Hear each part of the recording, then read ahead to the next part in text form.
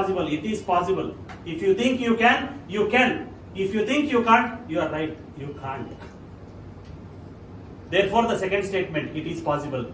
I am the best here because I am his creation. I am a masterpiece. Each one of us are a limited edition. Not Maruti limited edition, not Tata. Each one of us are limited edition versions. Therefore, I am the best. I can do it. I have the capability and conviction to do it. Hello everyone. Thank you so much for watching all the videos, all the vlogs on Let's Talk series. Today in this fourth episode of Let's Talk series, we have someone very special, Dr. Raghavendra. I met him recently and I find something, which is very distinctive, which is very rare amongst all the training community, all the trainers, all the the people, those who are in the learning and development industry or in the training industry or maybe the auditor industry. So Dr. Raghavendra is one who really inspired me. When I saw him in action, I saw something, which is very distinctive. And the command what he has on the language, the examples, the body language and the synchronization of each and everything, and it was just an amazing. Dr. Raghavendra, thank you so much for taking out time today. My pleasure. And being our guest on this Let's Talk series. It's indeed my privilege and an honor. So, sir, this video will be very helpful and very useful for all the trainers and the training community, and maybe for the people, those who really wanted to shape up their career in the training industry and the learning and development industry, will be very helpful. So my first question is, share something about your journey, sir. I come from a very distinctive background, as you rightly pointed out. I am from a science background, but somebody who was compelled to do a bachelor's in education because of my brother's conspiracy. But I didn't look back after that. I started registering rank after rank in my B.Ed, M.Ed, then went on to do secure a doctoral fellowship at a leading social science research institute where only 8 students get selected in a year. Oh. And a student of education getting selected is perhaps once every 5 to 8 years. And I bagged the gold medal and the first rank there in the pre-PhD coursework. Though I was a civil service aspirant, was not very serious about it. The research and the freedom that it gave compelled me to pursue research as my career. But as luck would have it, it was completely into the field of teacher training. Almost a decade and a half. Then in the process, I started my own training company called Chiselcraft in 2014. Wanted to become an entrepreneur, do my own customized programs, do signature programs for the training community, and do signature programs which are very powerful and transformative for the general public. So one thing I missed actually, many people we have seen in the industry, those who are moving from the movies, maybe from Bollywood, Hollywood, Tollywood to the corporate. Dr. Raghavendra is one who is moving from his corporate life to the movies. So he is also an actor and director. He is acting a lot of, I think, initially some of the movies in the Kanada movie. So if you are watching the Kannada movie, you will be going to see him in so many movies in the future. Yeah. Absolutely. So Dr. Raghavendra, what really inspires you? The probability and possibility of being able to help transform somebody's life, being able to spread smile across people, being able to be an inspiration in somebody's life. That's what inspires me the most. And the last decade has been a testimony to that. How many case studies, how many testimonials, how many people still calling that particular session that you ran, this particular example that you gave, literally transformed my life. It literally takes one moment in life to transform anybody's life. Perfect. But for that moment to come, if I and you could be of some instrumental use, nothing better. Every trainer is specially chosen by God.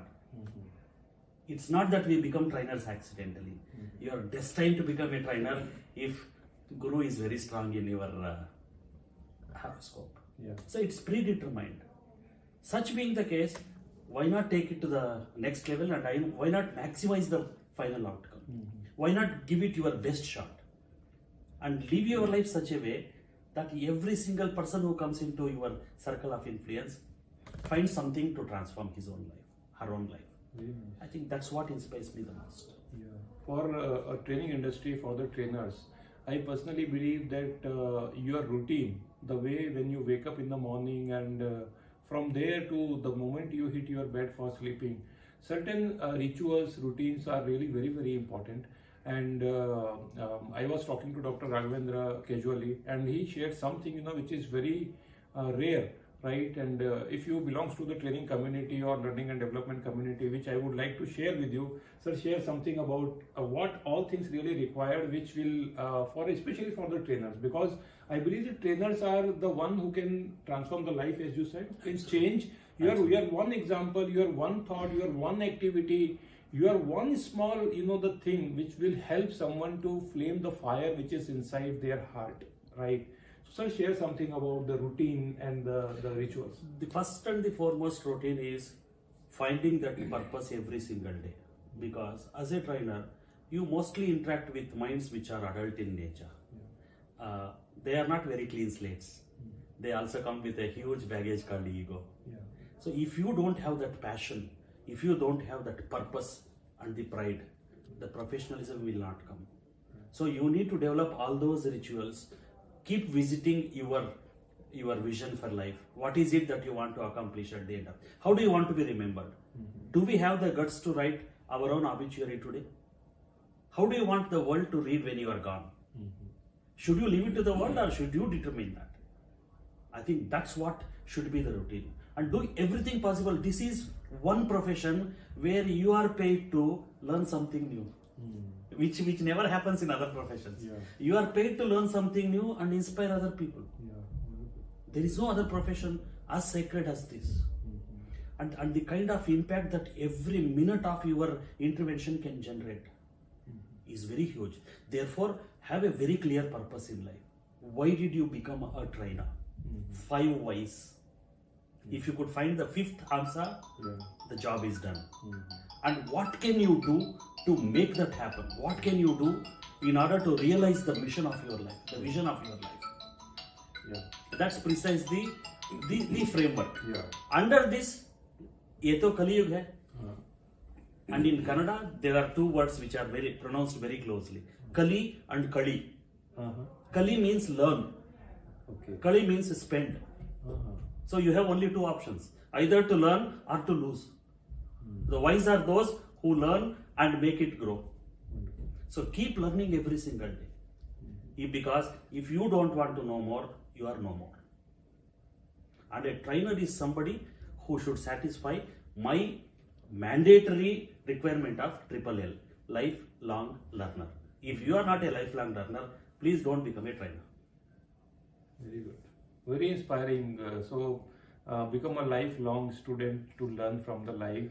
And I personally believe in the life, whomsoever comes in touch with you, God has determined these people to send into your life to make you learn something. Right? So this is the kindness of a God that He pull people into your life. Like I met you. Yeah. I met you too. Yeah, it's maybe vice versa. That's what I call CC, Yeah. Cosmic Conspiracy. Cosmic conspiracy. And anything beyond that is what I call BCC, Beyond Cosmic Conspiracy. Beyond cosmic. Wonderful. I was very much amazed to see one more example what you gave during that training, that food is for your body. Purpose is what that drives you something. Absolutely. What was that? Can you share some more about Basically, we all eat food thinking that food gives us energy. Yeah. If that is the case, why do you go to gym? To become more energetic, you eat more food, right? Yeah. It doesn't happen that way. Food gives you energy in order to sustain your internal systems. Yeah. There is a digestive system, there is a respiratory system, there is a circulatory system, there is a excretory system, there is a nervous system. All these systems have to perform their activities on time for your vehicle to be alive and in shape. So food takes care of that energy. The second energy is what you get from sleep. That also is a fixed energy.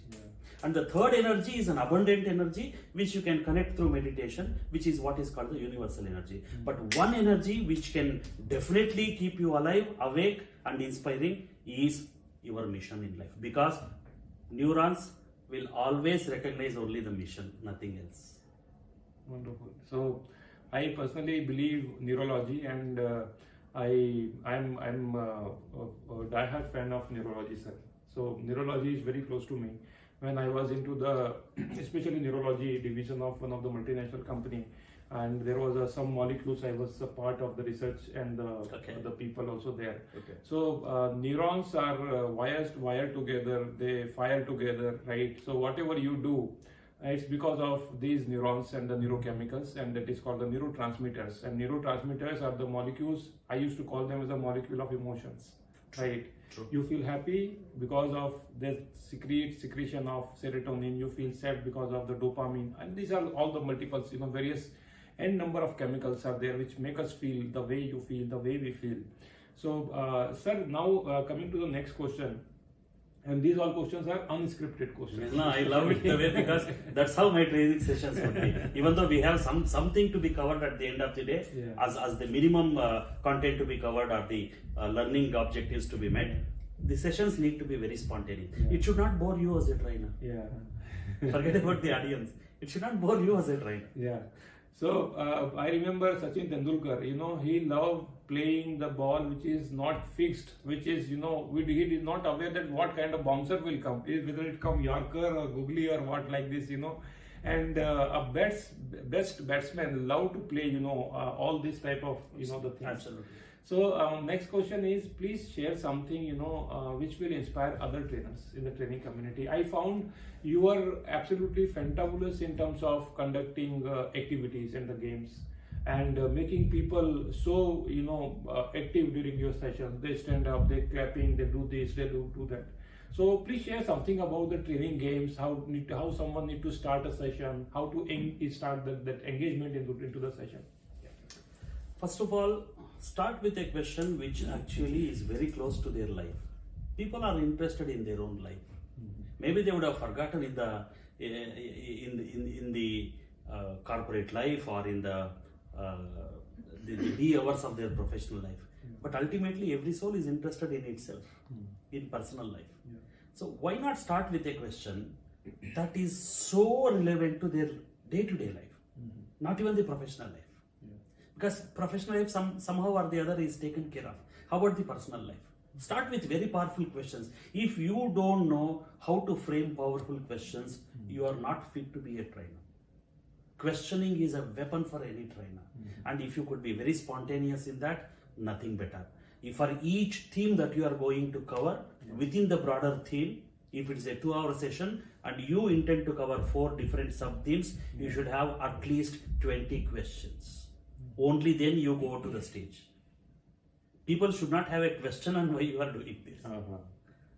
Right? Number 1. Number 2, gamification for the sake of it versus gamification in order to facilitate adult learning. There are 2 ways of looking at it.